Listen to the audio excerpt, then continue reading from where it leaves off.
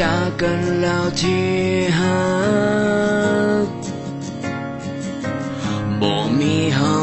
สองคนอีกต่อไป ยังไปตามเส้นทางที่ตัวเองเลือกที่จะไป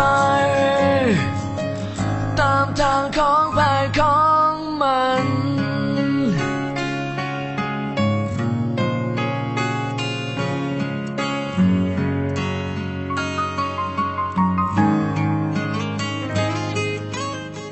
ถนนสายนี้เงียบเหงา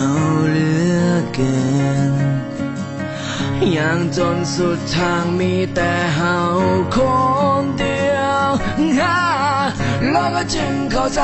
ยามที่บ่มีภัยยังหัวใจที่มีแต่ความอบอุ่นมันก็เลยเป็นทุกข์เงื่อนคนเดียวแบบนี้มีทางที่ดีแต่กับอย่างนี้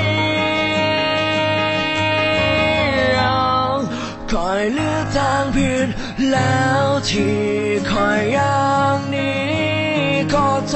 ษคำนี้ซาเกินไปลืมบอกแต่คำว่าบอกกล้าเหตุให้เจ้า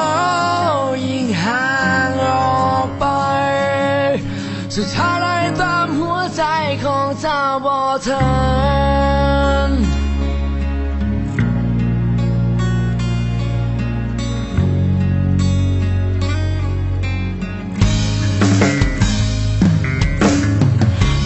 ที่เจ้าไปคงจะดีเหลือเกินที่หากมีคนตั้งหลายพาแกยังเข้ามาเจ้าคงมีความสุขกับคนที่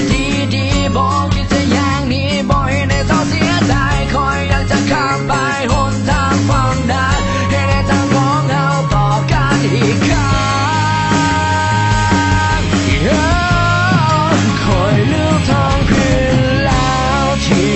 คอยอย่างนี้ขอโทษคำนี้ซาเดินไปลืมบอกแต่คำว่าบอกกล้าเหตุให้เจ้ายิ่งห่างออกไปสุดท้ายไล่ตามหัวใจของเจ้าบ่ทัน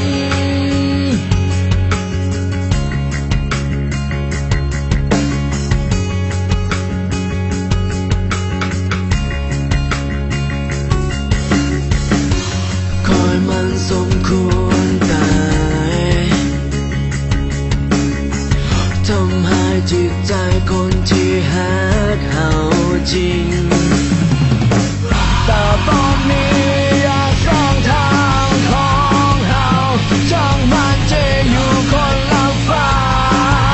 กำลังบอกกันให้มันมีเฮาอีกครั้ง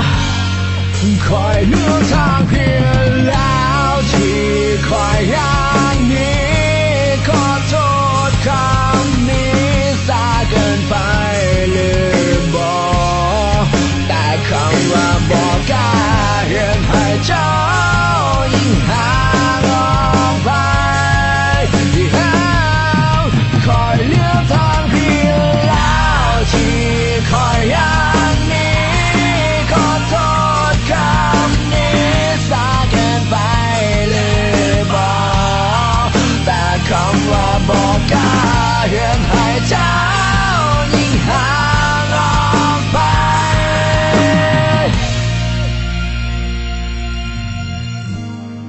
กฎเกณฑ์ของเส้นคันนั้นดังทางของเฮาคงเหลือเพียงวันเก่าคอยคงบ่มีหนทางตามหัวใจเจ้าให้เธอ